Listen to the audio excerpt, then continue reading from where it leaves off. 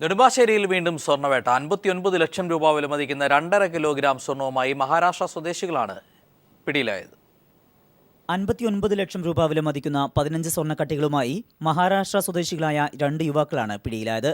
കോഴിക്കോട്ട് നിന്നും നെടുമ്പാശ്ശേരി വിമാനത്താവളത്തിലെത്തിയ ഇവർ തന്ത്രപൂർവ്വം സ്വർണം കടത്താനുള്ള ശ്രമത്തിനിടെ പിടിയിലാവുകയായിരുന്നു. ബഹ്റൈൻ ദോഹ യാത്രയ്ക്ക് ശേഷം കോഴിക്കോട്ടെത്തിയ വിമാനം കൊച്ചിയിൽ യാത്ര അവസാനിപ്പിക്കുമ്പോഴായിരുന്നു പരിശോധന നടന്നത്. പ്രാഥമിക പരിശോധനയിൽ ഒന്നും കണ്ടെത്താത്തതിനെ തുടർന്ന് ഒഴിവാക്കിയ ഒരു യാത്രക്കാരൻ പുറത്തേക്കുള്ള അവസാന ഗേറ്റിൽ നിന്നാണ് പിടിയിലായത്. രഹസ്യവിവരത്തെ തുടർന്നുള്ള വിശദ പരിശോധനയിൽ 27 ലക്ഷം രൂപ വിലമതിക്കുന്ന 9 സ്വർണ്ണക്കട്ടികൾ ഇയാളിൽ നിന്ന് കണ്ടെടുത്തു. സഹയാത്രികനായ മറ്റൊരു മഹാരാഷ്ട്ര സ്വദേശിയുടെ ഹോട്ടൽ മുറിയിൽ നിന്നാണ് ശേഷിക്കുന്ന സ്വർണ്ണക്കട്ടികൾ പിടികൂടിയത്. ആഭ്യന്തര ടിക്കറ്റിൽ സഞ്ചരിച്ചിരുന്നവരാണ് ഇരുവരുമെന്ന് കസ്റ്റംസ് കണ്ടെത്തിയിട്ടുണ്ട്. ആഭ്യന്തര സർവീസിന്റെ സ്വർണം കൈമാറ്റം ചെയ്യപ്പെടുന്നവരിൽ പ്രധാനികളാണ് പിടിയിലായത് എന്നാണ് കസ്റ്റംസിന്റെ നിഗമനം. ഇവരെ കേന്ദ്രീകരിച്ചുള്ള അന്വേഷണം പുരോഗമിക്കുകയാണ്. News bureau, Kochi. ആഫ്രിക്കൻ രാജ്യമായ ടോഗോയിൽ തടവിൽ കഴിയുന്ന മലയാളി യുവാക്കളുടെ മോചനം വൈകുന്നു. മോചനത്തിനായി സഹായം അഭ്യർത്ഥിച്ച് ബന്ധുക്കൾ വിദേശകാര്യമന്ത്രി സുഷമ സ്വരാജിന് ദില്ലിയിലെത്തി നിവേദനം നൽകി. 2 വർഷത്തിലധികമായി ടോഗോ ജയിലിൽ കഴിയുകയാണ് മലയാളികളായ 5 യുവാക്കൾ.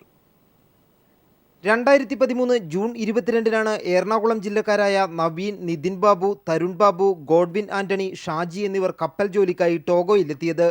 കടൽ കൊള്ളക്കാരുടെ നിയന്ത്രണത്തിലുണ്ടായിരുന്ന കപ്പലിലാണ് ഇവർ അബദ്ധത്തിൽ ചെന്നുപെട്ടത്. ദിവസങ്ങൾക്കകം തന്നെ മോഷണ ശ്രമം, സംഘം ചേർന്ന് ഗുണ്ടാപ്രവർത്തനം എന്നീ കുറ്റങ്ങൾ ചാർത്തി ടോഗോ പോലീസ് 5 പേരെയും അറസ്റ്റ് ചെയ്തു. വിചാരണയിൽ സംഘം ചേർന്നുള്ള ഗുണ്ടാപ്രവർത്തനം എന്ന കുറ്റം തെളിയിക്കാനായില്ലെങ്കിലും മോഷണക്കുറ്റത്തിൽ 4 വർഷം തടവ് ശിക്ഷ വിധിച്ചു.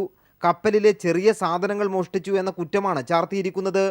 നിരപരാധിത്വം തെളിയിക്കാനായി മേൽക്കോടതിയിൽ അപ്പീൽ നൽകിയിട്ടുണ്ടെങ്കിലും വിചാരണ ഓരോ തവണയും മാറ്റിവയ്ക്കുകയാണ്.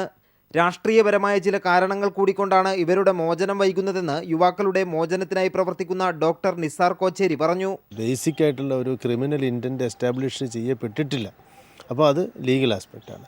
പക്ഷേ ഈ രാജ്യം ഇത്തരത്തിലുള്ള കാര്യങ്ങളെ എങ്ങനെയാണ് അഡ്രസ്സ് ചെയ്യുന്നതെന്നുള്ളത് കാണിക്കുന്നതിന് വേണ്ടിയിട്ടുള്ള ഒരു പൊളിറ്റിക്കൽ ഇൻട്രസ്റ്റ് ഉണ്ട്. കേന്ദ്ര സർക്കാരിൽ പ്രതീക്ഷയർപ്പിച്ചാണ് കുടുംബാംഗങ്ങൾ ദില്ലിയിലെത്തി വിദേശകാര്യ മന്ത്രാലയം സെക്രട്ടറിമാരെ കാണുകയും സുഷമ സ്വരാജിന് നിവേദനം നൽകുകയും ചെയ്തത്.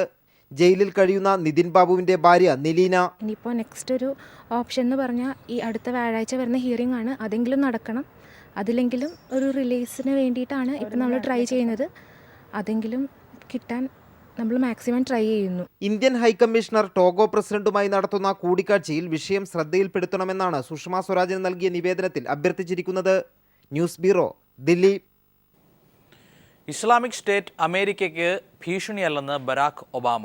IS-ന്റെയും അൽ ഖ്വയ്ദയുടെയും വേരറുക്കുമെന്നും ഒബാമ. ലോക നേതൃത്വം ഏറ്റെടുക്കുമ്പോൾ തന്നെ ലോക പോലീസാവാൻ ശ്രമിക്കേണ്ട, അമേരിക്കയുടെ നല്ല മുഖമാകണം ലോകത്തിന് മുന്നിൽ ദൃശ്യമാവേണ്ടതെന്നും ഒബാമ. അമേരിക്കൻ കോൺഗ്രസിലെ തന്റെ വിടവാങ്ങൽ പ്രസംഗത്തിലാണ് ഒബാമയുടെ പരാമർശം. റിപ്പോർട്ടിലേക്ക്.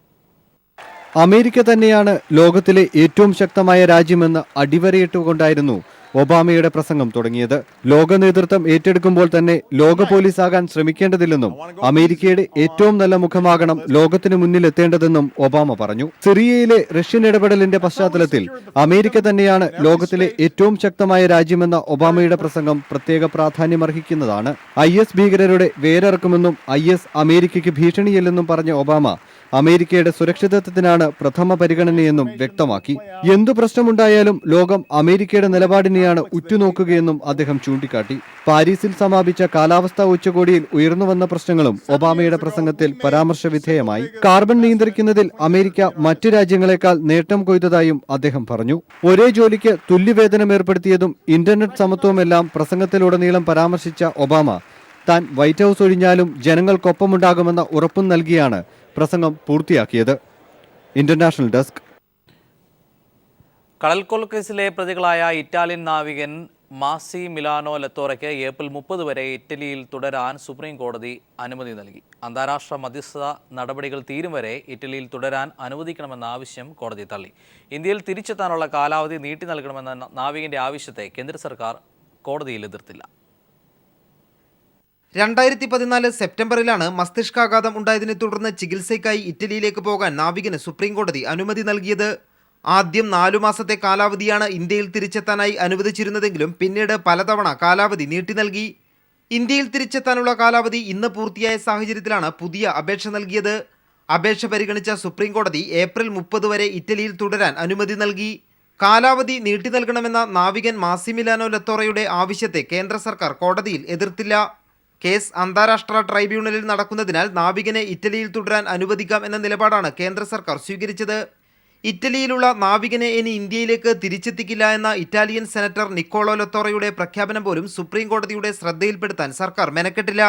കടൽക്കൊലക്കേസിൽ കേന്ദ്ര സർക്കാർ മൃദു സമീപനം പാലിക്കുന്നുവെന്ന ആരോപണം ശരിവെക്കുന്ന തരത്തിലാണ് സുപ്രീം കോടതിയിൽ കേന്ദ്രം നിലപാട് സ്വീകരിച്ചത്. കടൽക്കൊലക്കേസിൽ ഇന്ത്യയും ഇറ്റലിയും തമ്മിൽ സമവായ ശ്രമങ്ങൾ നടക്കുന്നതായി നേരത്തെ റിപ്പോർട്ടുകളുണ്ടായിരുന്നു. News bureau, Delhi. ബാർക്കോഴ കേസിൽ കെ മാണിക്ക് ക്ലീൻ ചിറ്റ് നൽകി വിജിലൻസ് കോടതിയിൽ തുടരന്വേഷണ റിപ്പോർട്ട് നൽകി. തുടരന്വേഷണത്തിൽ മാണിക്കെതിരെ പുതിയ തെളിവില്ലെന്ന് വിജിലൻസ് SP സുകേശൻ റിപ്പോർട്ട് നൽകി. മാസങ്ങൾക്ക് മുമ്പ് കോടതിയിൽ സമർപ്പിച്ച റിപ്പോർട്ടിൽ മാണിക്കെതിരെ 60% തെളിവുകൾ കണ്ടെത്തിയ വിജിലൻസ് SP R സുകേശൻ തുടരന്വേഷണ റിപ്പോർട്ടിൽ മലക്കം മറിഞ്ഞു. മാണിയെ പ്രോസിക്യൂട്ട് ചെയ്യാൻ മതിയായ തെളിവുകൾ തനിക്ക് കണ്ടെത്താൻ കഴിഞ്ഞിട്ടില്ല. മാണിക്ക് പണം കൈമാറിയെന്ന് പറയപ്പെടുന്ന 2014 ഏപ്രിൽ മാസം 2-ാം തീയതി രാവിലെ 5 മിനിറ്റുകൾ മാത്രമാണ് അമ്പിളിയും രാജ്കുമാർ ഉണ്ണിയും മാണിയുടെ ഔദ്യോഗിക വസതിയിൽ ഉണ്ടായിരുന്നത്. ഈ കുറഞ്ഞ സമയത്തിനുള്ളിൽ പണം കൈമാറിയെന്ന് പറയുന്നതിൽ വിശ്വാസ്യതയില്ല. മാണിക്ക് ആദ്യ ഗഡു കൈമാറ്റം ചെയ്തു എന്ന് പറയപ്പെടുന്ന മാർച്ച് 22-ന് സാജു ഡൊമിനിക്ക് മാണിയുടെ പാലയിലെ വീട്ടിലെത്തിയിട്ടില്ല. പണം കൈമാറ്റം ചെയ്യുന്ന സമയത്ത് സാജു ഡൊമിനിക്കിൻ്റെ ഫോൺ പൊൻകുന്നം ടവർ ലൊക്കേഷന് കീഴിലായിരുന്നു. കൈമാറ്റം നടന്നതായി പറയപ്പെടുന്ന സമയത്തിനുള്ളിൽ പാലയിൽ എത്താനാവില്ല. ബിജു രമേശ് നൽകിയ ശബ്ദരേഖയിൽ എഡിറ്റിംഗ് നടന്നിട്ടുണ്ട്. അതിനാൽ തന്നെ അതിൻ്റെ സാങ്കത്യം പരിശോധിക്കാനുമാവില്ല. മന്ത്രിസഭാ യോഗത്തിൽ ഒരു ഫയൽ പരിശോധിക്കണമെന്നൊരു മന്ത്രി ആവശ്യപ്പെടുന്നത് അഴിമതിക്ക് വേണ്ടിയാണെന്ന് മാത്രം പറയാനാവില്ല. അത് മന്ത്രിയുടെ അവകാശാധികാരമാണ്. കേസന്വേഷണ വേളയിൽ ഉന്നതങ്ങളിൽ നിന്നുള്ള സമ്മർദ്ദം മൂലം ആത്മഹത്യയെപ്പറ്റി പോലും ചിന്തിച്ചുപോയി എന്ന് മാധ്യമങ്ങളോട് പറഞ്ഞ സുകേശൻ മാസങ്ങൾക്കകം മാണിയെ വെള്ളപൂശി റിപ്പോർട്ട് സമർപ്പിക്കുന്നതിൽ ദുരൂഹതയുണ്ട്. കോടതിയുടെ ഉത്തരവിൻ്റെ അടിസ്ഥാനത്തിലാണ് തുടരന്വേഷണം നടത്തിയതെന്നുള്ളത് കൊണ്ട് തന്നെ സുകേശൻ്റെ റിപ്പോർട്ട് കോടതിയിൽ ചോദ്യം ചെയ്യുമെന്നുറപ്പാണ്. S ജീവൻകുമാർ, തിരുവനന്തപുരം. സംസ്ഥാന പോലീസിൽ ഡ്രൈവർമാരുടെ ഒഴിവുണ്ടായിട്ടും ഉദ്യോഗാർത്ഥികളെ നിയമിക്കാതെ സംസ്ഥാന സർക്കാർ. 2014 പ്രസിദ്ധീകരിച്ച 2880 പേരുടെ റാങ്ക് പട്ടികയിൽ ഉള്ളവർക്കെതിരെ സെക്രട്ടേറിയറ്റിന് മുന്നിൽ രാപ്പകൽ റാങ്ക് പട്ടികയിലുള്ളവർ സെക്രട്ടേറിയറ്റിന് മുന്നിൽ സമരം ആരംഭിച്ചു. 3657 ഡ്രൈവർമാരുടെ ഒഴിവ് സംസ്ഥാന പോലീസിൽ ഉള്ളതായാണ് DGPയുടെ റിപ്പോർട്ട്.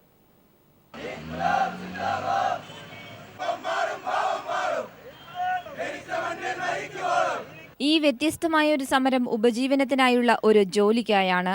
സംസ്ഥാനത്ത് ആദ്യമായി PSC വഴി നടത്തിയ പോലീസ് കോൺസ്റ്റബിൾ ഡ്രൈവേഴ്സ് റാങ്ക് പട്ടികയിലെ ഉദ്യോഗാർത്ഥികളുടേതാണ് ഈ പ്രതിഷേധം. സംസ്ഥാന പോലീസിന്റെ ഉടമസ്ഥതയിൽ 7195 വാഹനങ്ങളാണുള്ളത്. ഇതിൽ ഉപയോഗപ്രദമായ 5924 വാഹനങ്ങളും. വിവിധ ബറ്റാലിയനുകളിലായി 6244 ഡ്രൈവർമാരുടെ സേവനമാണ് സംസ്ഥാന പോലീസിൽ വേണ്ടത്. എന്നാൽ ഇപ്പോൾ ഉള്ളതാകട്ടെ 2587 ഡ്രൈവർമാർ മാത്രം.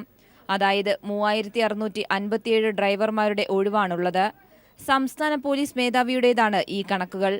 ഇത് നികത്തുന്ന കാര്യത്തിൽ ആഭ്യന്തരമന്ത്രിയാകട്ടെ പ്രഖ്യാപനങ്ങളിൽ മാത്രം ഒതുങ്ങുന്നു. 2014 ഡിസംബറിൽ പ്രസിദ്ധീകരിച്ച 2880 പേരുടെ റാങ്ക് പട്ടികയിൽ 367 പേരുടെ നിയമനത്തിനു ശേഷം 800ഓളം ഉദ്യോഗാർത്ഥികളാണ് ജോലിക്കായി കാത്തിരിക്കുന്നത്. ഭൂരിപക്ഷം പേരും ഇനിയൊരു പരീക്ഷ എഴുതാൻ കഴിയാതെ പ്രായപരിധി കഴിഞ്ഞവരുമാണ്. ഇവരുടെ നിയമനം 1 മാസത്തിനകം നടത്തുമെന്ന ആഭ്യന്തരമന്ത്രിയുടെ പ്രഖ്യാപനവും പാഴ്വാക്കായി. ഇതിനെതിരെയാണ് റാങ്ക് പട്ടികയിലുള്ള ഉദ്യോഗാർത്ഥികൾ സെക്രട്ടേറിയറ്റിന് മുന്നിൽ അനിശ്ചിതകാല രാപ്പകൽ സമരം ആരംഭിച്ചത്. സമരം TV രാജേഷ് MLA ഉദ്ഘാടനം ചെയ്തു. News bureau, Thiruvananthapuram. അഴിമതിയുടെ കൂത്തരങ്ങായി മാറിയ കൺസ്യൂമർ ഫെഡിനെ സംരക്ഷിക്കുക എന്ന മുദ്രാവാക്യമുയർത്തി കൺസ്യൂമർ ഫെഡ് അസോസിയേഷൻ ജീവനക്കാർ CITUവിൻ്റെ നേതൃത്വത്തിൽ അനിശ്ചിതകാല പണിമുടക്കിനൊരുങ്ങുന്നു. ഇതിനു മുന്നോടിയായി ജനുവരി 23-ന് സൂചനാ പണിമുടക്ക് നടത്തുമെന്ന് consumer fed association CITU president കൊച്ചിയിൽ പറഞ്ഞു. റിപ്പോർട്ടുമായി ഇന്നത്തെ ക്രൈംബ്രാഞ്ച് പൂർണ്ണമാകുന്നു. നമസ്കാരം. കൺസ്യൂമർ ഫെഡിനെ സംരക്ഷിക്കുക, താറുമാറായ പൊതുവിതരണം കാര്യക്ഷമമാക്കുക, കൺസ്യൂമർ ഫെഡിന് സർക്കാർ നൽകാനുള്ള തുക അടിയന്തരമായി നൽകുക തുടങ്ങി കൺസ്യൂമർ ഫെഡിൽ നിന്ന് ഉയർന്നു വരുന്ന അഴിമതി ആരോപണങ്ങളിൽ CBI അന്വേഷണം പ്രഖ്യാപിക്കുക എന്നതടക്കം 13 ആവശ്യങ്ങൾ ഉയർത്തിയാണ് കൺസ്യൂമർ ഫെഡ് അസോസിയേഷൻ CITU പണിമുടക്ക് സമരത്തിന് തയ്യാറെടുക്കുന്നത്. അവർക്ക് നിലവിൽ കിട്ടിക്കൊണ്ടിരുന്ന ചില ആനുകൂല്യങ്ങൾ ശ്രീമാൻ ടോബിൻ J തച്ചങ്കരി മാനേജിംഗ് ഡയറക്ടറായി വന്നതിന് ശേഷം ഉത്തരവൊന്നുമില്ലാതെ തന്നെ അവസാനിപ്പിച്ചു.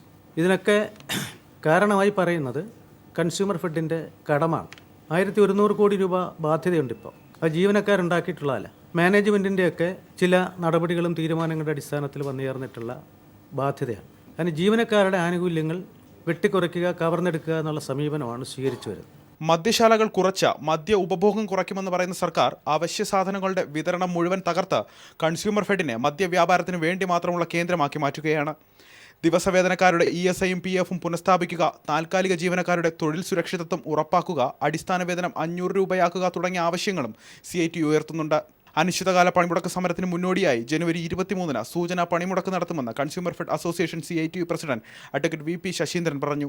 കൺസ്യൂമർ ഫെഡ് ജീവനക്കാരുടെ അവകാശ സമരങ്ങൾക്ക് നേരെ തുടരുന്ന സർക്കാർ അവഗണനയിൽ പ്രതിഷേധിച്ചാണ് അനിശ്ചിതകാല പണിമുടക്ക് സമരത്തിലേക്ക് പോകുന്നതെന്നും അദ്ദേഹം പറഞ്ഞു. വിദേശ മദ്യവിൽപ്പനശാലകൾ ഉൾപ്പെടെ കൺസ്യൂമർ ഫെഡിന്റെ മുഴുവൻ യൂണിറ്റുകളിലും ഹെഡ് ഓഫീസ്, റീജിയണൽ ഓഫീസുകളിലെയും മുഴുവൻ ജീവനക്കാരുമാണ് പണിമുടക്കാൻ തീരുമാനിച്ചിരിക്കുന്നത്. News bureau, Kochi.